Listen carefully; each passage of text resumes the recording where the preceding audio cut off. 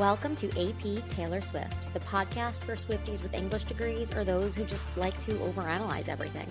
I'm Jody. I'm Jen. And I'm Monty. And we are your unofficial professors of Taylor Swift. Hello, and welcome to another episode of AP Taylor Swift. This week we are doing one of our show and tell episodes, and this week we are doing parallel songs. So we're doubling the number of Taylor songs we're talking about this week because we each brought a pair of songs that we think are interesting or fun or we just want to discuss together. Jody, do you want to share what inspired us? Yeah, I was going to say, so settle down for a 4-hour episode. No, I'm kidding. We are over 100 episodes in at this point, and if you've been listening to us, whether it's since the beginning or on the last couple episodes, you'll probably notice that even though on our show and tell episodes we each bring a song, so we have 3 songs, we will often connect songs back to things that we have covered previously because we spend so much time, especially in our deep dives, unpacking these lyrics that we often find lyrical and thematic connections between songs that we had never heard about before. So hopefully today we'll be bringing you connective songs that are connected in maybe some non-obvious ways. I think there are songs that in Taylor's discography we know are connected. We know about the Teenage Love trilogy in folklore. We know about some lines that she uses across songs or some motifs that she uses across songs that are really familiar. I think today maybe you'll see some familiar ones, but maybe you'll also see some unexpected songs that we believe are parallel or pair well together in some way.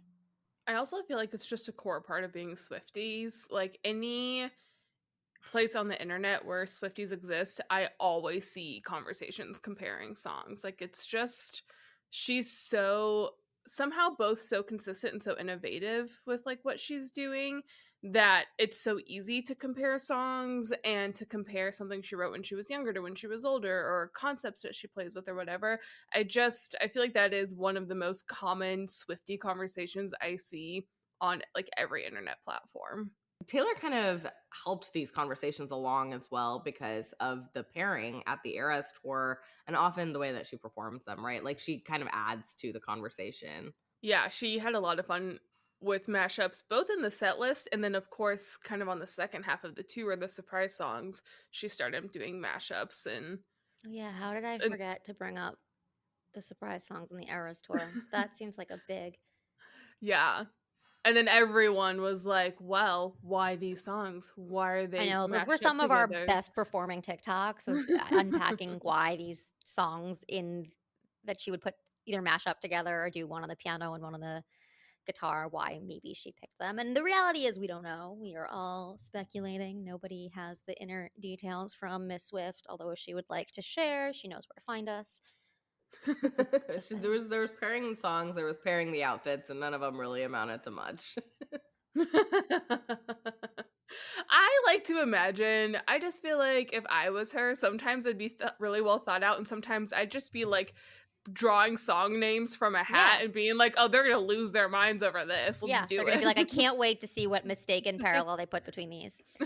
Well, I can't wait to see what parallels we put together between our songs. I will go first because I'm talking about one of the earlier albums. I picked 2 songs purely on vibes. I picked 22 from Red, which originally came out in 2012. 22 is track 6, written by Taylor Swift, Max Martin, and Shellback. And I'm pairing it with Bejeweled, which came out on Midnights in 2022, track 9, written by Taylor Swift and Jack Antonoff.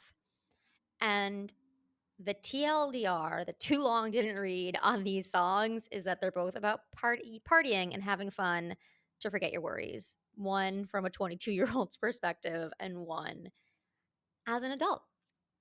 And I really picked them because I think, as I do for these show and tell episodes, I put on Taylor Swift Shuffle and I just kind of see what speaks to me. And I liked that 22, first of all, we hadn't spoken about it before.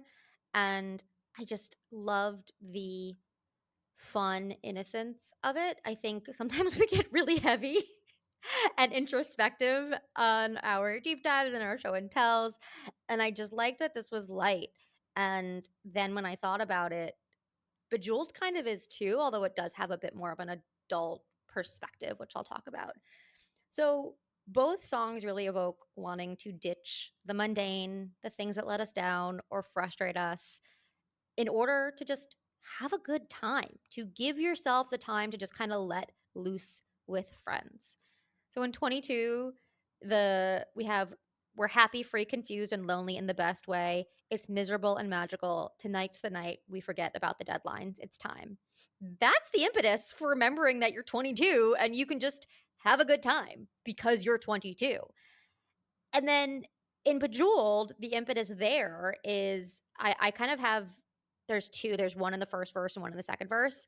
Didn't notice you walking all over my peace of mind. And then the second verse, it's I've been too good of a girl, did all the extra credit, then got graded on the curve. Right? So the impetus in Bejeweled for having a good time is remembering your self-worth and that you've still got this.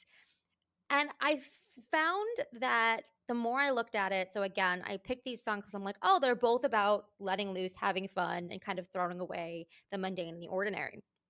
But the more I looked at these lyrics, I kind of feel like Bejeweled is harking back to I need to go remember what it was like when I was 22 because it uses the word still a lot. Best believe I'm still bejeweled. Not that best believe I'm bejeweled. Not that you better believe that I'm sparkling and I'm amazing. You better believe that I am still sparkling and still amazing. I can still make the whole place shimmer. She also uses, I can reclaim the land and I miss sparkling. So it all evokes this feeling of wanting to get back to that feeling of dancing like we're 22, as if Bejeweled as a song is this callback to, oh, wait, I need to remind myself that I've still got it, that I can just put me and my needs first, and I can just have fun with my friends and be who I am. That just was fun to me. I do like the still and thinking about, well, if she's still bejeweled, what was the original state? And 22 is definitely such an anthem. It was a Yes. moment in time where everyone who was kind of in a similar age range to her and like everybody was just in the same mindset and the same vibes. So I do love Yeah. that idea of continuity because we're all still the same people. We're just a decade older. But think about how much changes in that decade. And there literally was a decade between Red and Midnight. So I think that's a really great call out there that in 22, when all you needed at 22, everything will be all right if we just keep dancing like we're 22. Meaning, like, just keep that carefree focus, know that your friends have your back. You don't need to focus on the scene and the X's and the hipsters. And it's like Bejeweled is that reminder. You have to remind yourself, oh, wait, I need to put myself forward. I need to, say, by the way, I'm going out tonight. I'm putting these people who stepped over me, who, need some lessons, everything that has been wearing me down for all of this time, I need to remind myself. Like, I don't think she's trying to remind anybody else that she's still bejeweled.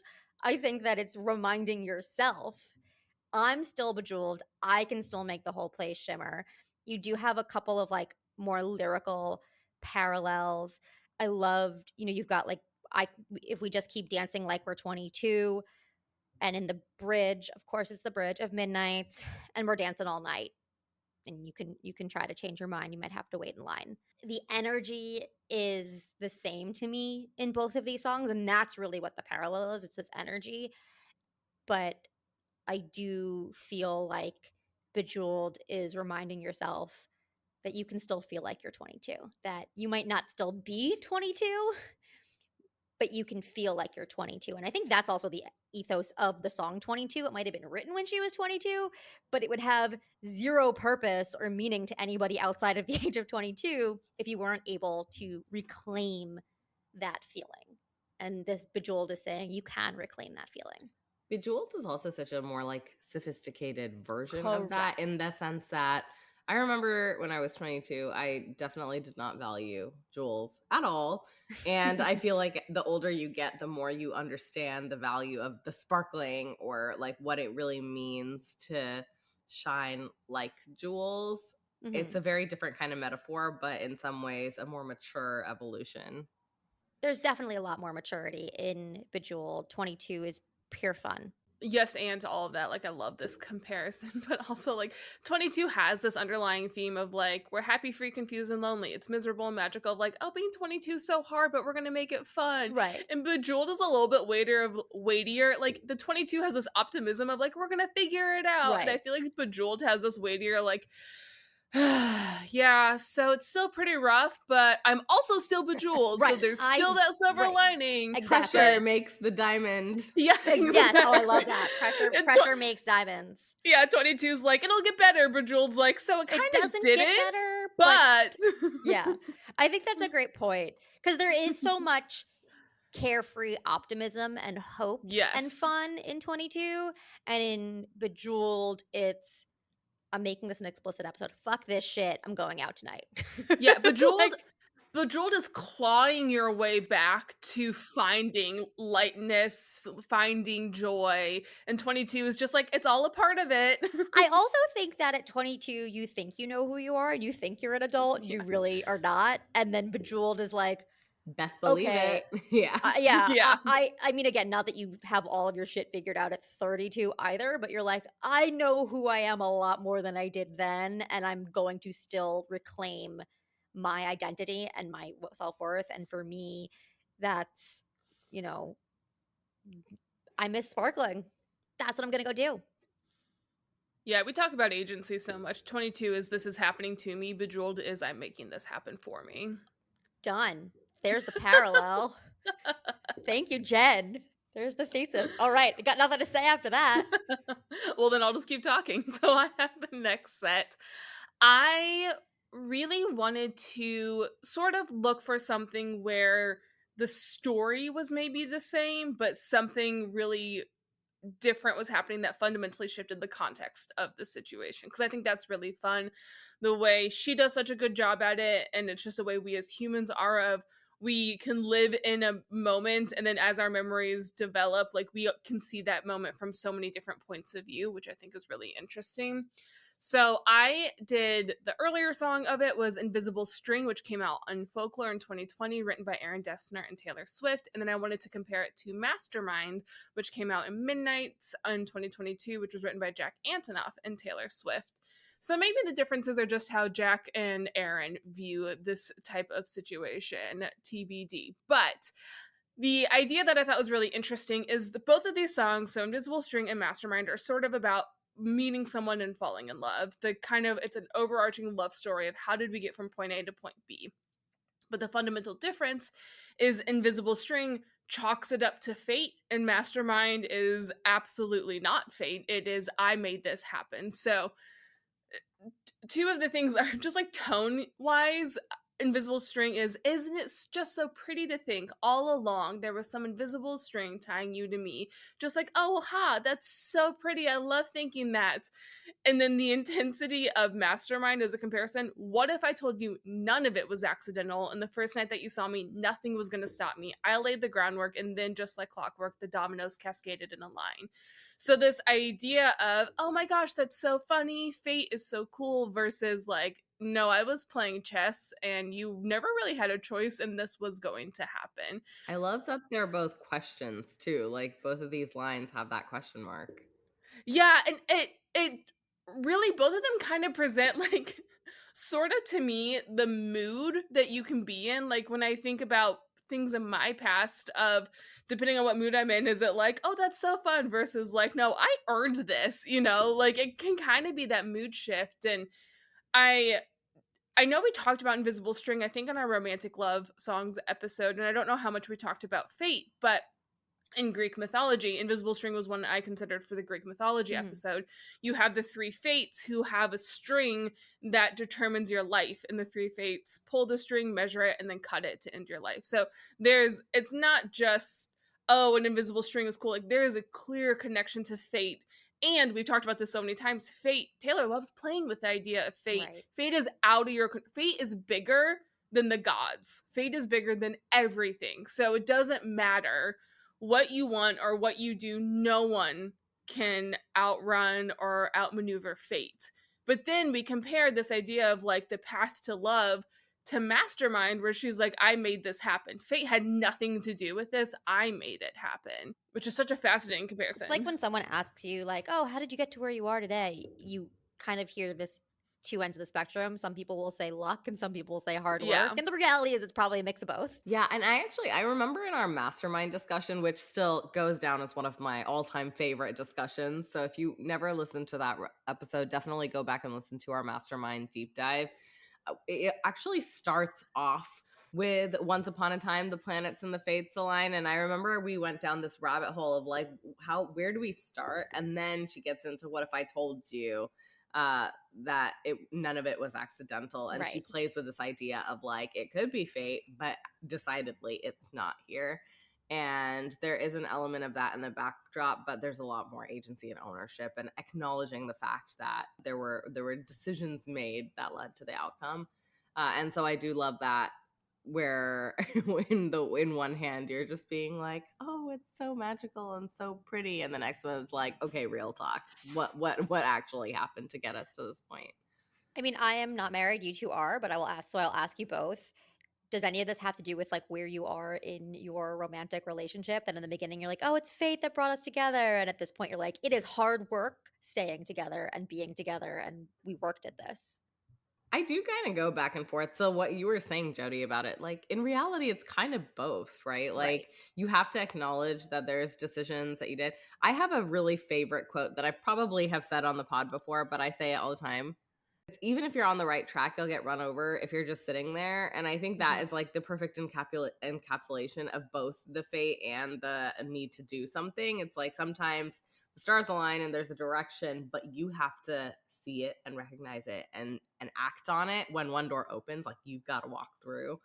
And so I don't necessarily think it's a timing thing. If anything, like sometimes the later I'm in it, the more I'm like, maybe it was meant to be. I have no other option. Yeah, the other comparison, I kind of feel the same way, Monzi. It goes back and forth. The other comparison I wanted to make was how she views her past in these songs, which I think is a big part of any love story, of not just like how did we meet, but also how did we get to this point. So in Invisible String, it's again pretty romantic. She says, time, mystical time, cutting me open, then healing me fine. So she's talking about, oh, I've been hurt, but like time heals all wounds, versus in Mastermind, you see all the wisest women had to do it this way because we were born to be the pawn in every lover's game. And what's interesting about that to me is the first one's just like time heals all wounds, and the second one is a definitively feminist take of being a woman is hard, and so I have to make things happen. So to me, I don't even know if the change in tone is as much of a reflection of the relationship as just like a moment of being like, fine, I have to make everything happen for myself. It feels almost just more like life is making her feel like she just has to make it happen and she can't like leave things up to the fates. But it doesn't feel, to me, the shift doesn't feel as much about like, do I think that how this relationship happened? It's just more of like, in this moment I'm sitting in my own ownership and my skill and my experience, versus like I'm in more of a romantic mood. One's like I'm on vacation thinking about my relationship, and the other one's like I'm in the middle of a hard work day and I'm like, damn it, I do everything around here, including this relationship I'm in. Oh, I love that. Yeah. That doesn't resonate at all. The only other thing I wanted to say, the more I thought about this, I still like this comparison, but I do feel like Invisible String is mostly like, how did I end up meeting this person? Mhm. And Mastermind is how did we go from friends to what we are now a little bit. So I like the comparison. I do think it's all there, but I think there is even a role to say, oh, fate brought me to you, but then I took it from there. Like, I Right. think these can still coexist a little bit, but the tonal differences are like very, very different, which I think is fun. For sure. This is fun. Yeah, amazing. Okay, well then I'll take us home.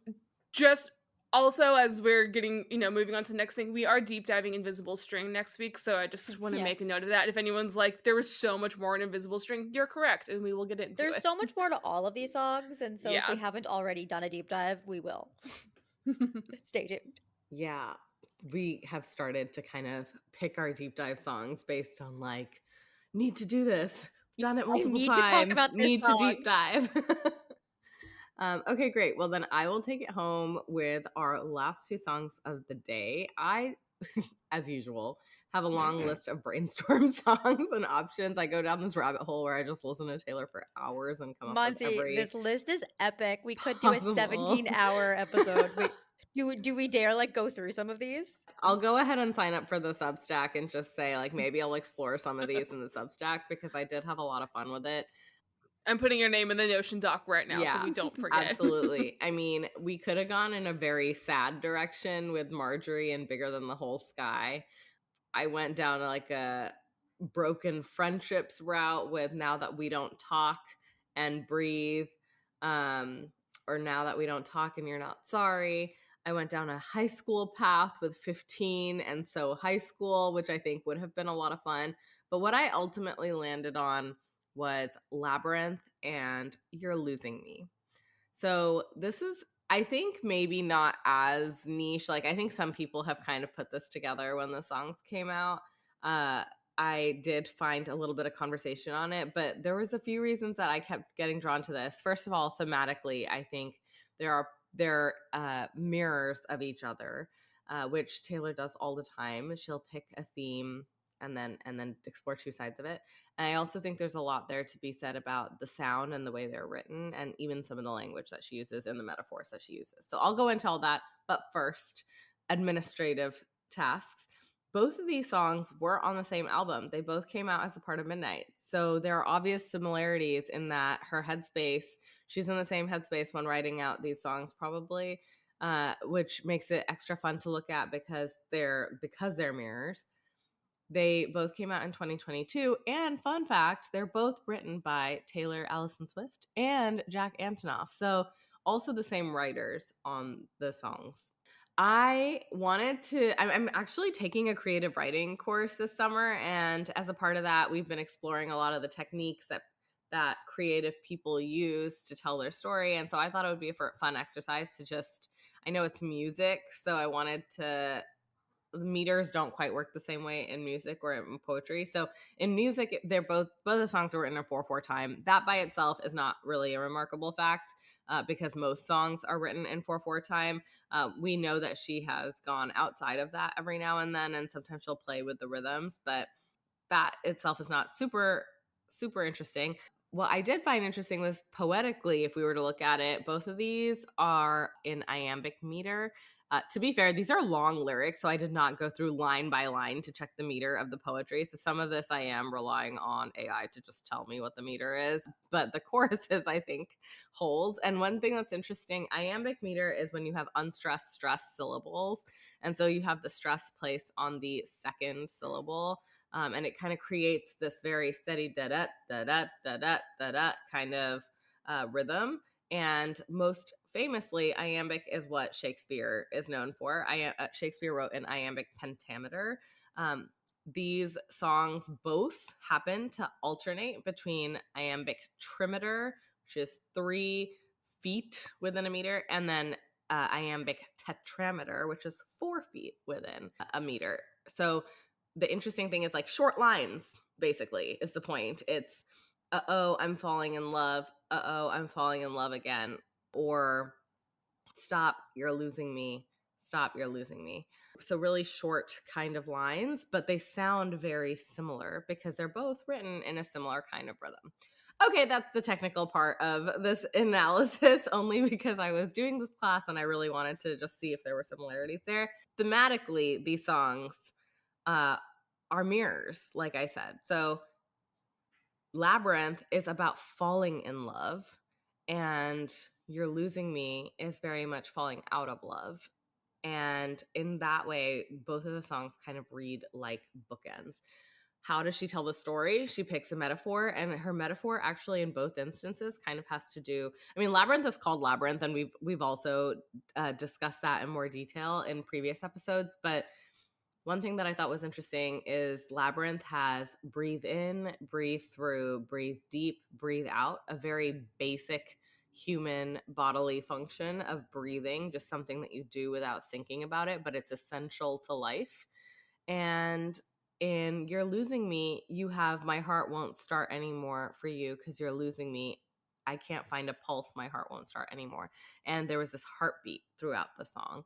And beating heart also kind of involuntary, essential to life, something you don't think about, but something that is always there. So I love that she chose these metaphors through lines in both of these songs that are related to just living, very visceral and physical life. And they're both things, though, too, that are like the embodied experience of falling in and out of love. We say it metaphorically, but we know like it's true of, how you're feeling does affect like, oh, I need to meditate. I need to go through deep breathing because I'm getting stressed out versus like when your heart is pounding because you're like something bad's happening, like your panic reaction or stress response. Like those are both metaphorical, but also the embodied experiences of this, of Right. falling in and out of love. That's so fascinating, Monzi. I never would have put that together. Yeah. One thing that's interesting is the stanzas kind of map as well. There's more of a bridge in You're Losing Me that changes the song. There's not as much of a bridge in Labyrinth, but it's interesting. It's like stanza, like you have the build up, then you have the chorus, then you have the build up, then you have two choruses. So the songs do kind of really look similar and sound similar to an extent. And it's just like the more and more that I read through it, was like, it starts with, it only hurts this much right now. What was I thinking the whole time? Breathe in, breathe through, breathe deep, breathe out. I'll be getting over you my whole life. You know how scared I am of elevators. Never trust if it rises fast, it can't last. And then You're Losing Me lyrics say, you say I don't understand, and I say I know you don't. We thought a cure would come through in time, and now I fear it won't. The word through appears in both songs, just to call it out. When you can look at it at your own time if you're listening, but we went from breathe in, breathe through to thought a cure would come through. Remember looking at this room, we loved it because of the light. Now I sit in the dark, wonder if it's time.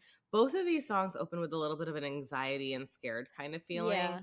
And then there's also a mention of rising here. Do I throw out everything we built or keep it? I'm getting tired, even for a phoenix, always rising from the ashes. So she had, I'm scared of elevators. Never trust if it rises fast. And now she's getting tired of even rising from the ashes.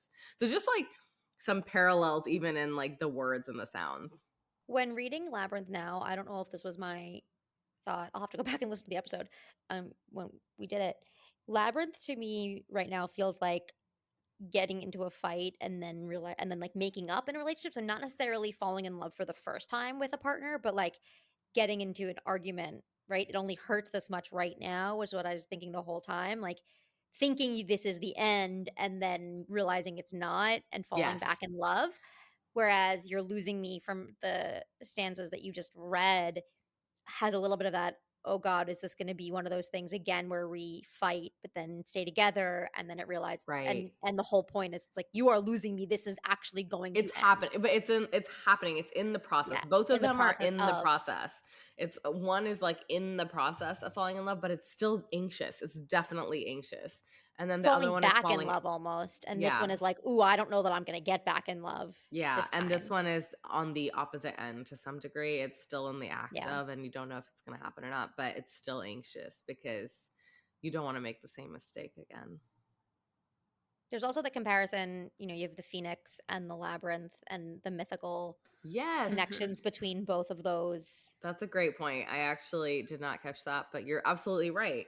Why call this song a labyrinth? We talked about that. We're like, actually, it's not really related to labyrinth, but we're talking about the fogginess, the maze of getting stuck in something and not being able to find your way out. And then Phoenix is the constant rising from the ashes, also a mythical bird.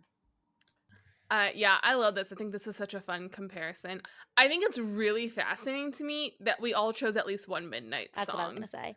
I think Well, it makes sense. Yeah, because she said like Midnight's itself was an album of her Right, reflecting. exactly. There was a lot of reflection. It was songs she had written over her long career that she was putting together. And so like, who knows? We don't know what was going on in her mind. But yeah, it makes sense that this album that was kind of a survey of here are some of the like biggest feelings that I've had in my life Right. that were continuously going to that album to say, how does this compare to other things she's written? Like, yeah, Right. that totally makes sense. Yeah. Yeah, It's the it does. perfect comparative literature album to do for Taylor Yes. Swift because it's you know there are going to be connections to other parts in her life. So maybe we should have challenged ourselves. When we do this again, we'll challenge ourselves to not use a Midnight song. To be fair, I have a lot of options that are not on I know you Midnight. do. You certainly do. Well, I think the other thing I really wanted to challenge myself with was I didn't want to do a pair of songs that the Taylor Swift Yes. army was like, these are connected and they're about the same person. Because like that's not what we're about. So I think that's also where I know we that's went where I started. thematically I with started things. with the obvious, and then I was like, I started with woulda, push shoulda, coulda, yourself. and Dear John. So like, yeah.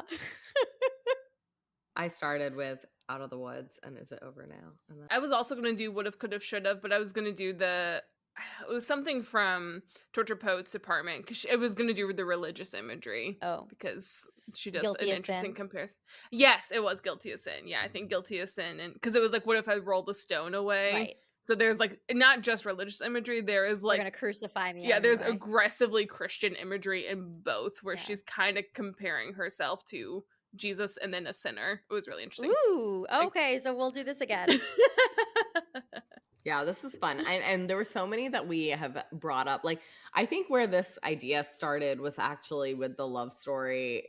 But Daddy, I love We're you. not allowed to. him. We're But not we allowed to already, talk about love I story mean, anymore. we've talked about that one to death, and we also did a deep dive for But Daddy, I love him. So I think we've put that one to bed. But no, we'll where it still bring it up started. once a month just to hurt Jody's feelings. As long as I can bring up Cornelia Street, we're good. Anyway, I love Cornelia that's all we have for you Cornelia today. Street, the best winter song Taylor Swift ever wrote. That's all we have for you today on AP Taylor Swift. Join us next week as we deep dive Invisible String. That's all we have for you today on AP Taylor Swift. Be sure to rate and review us on your favorite podcast app. Follow us on social at AP Taylor Swift to stay up to date, and join us next time as we overanalyze and deep dive into the next Taylor Swift song on AP Taylor Swift.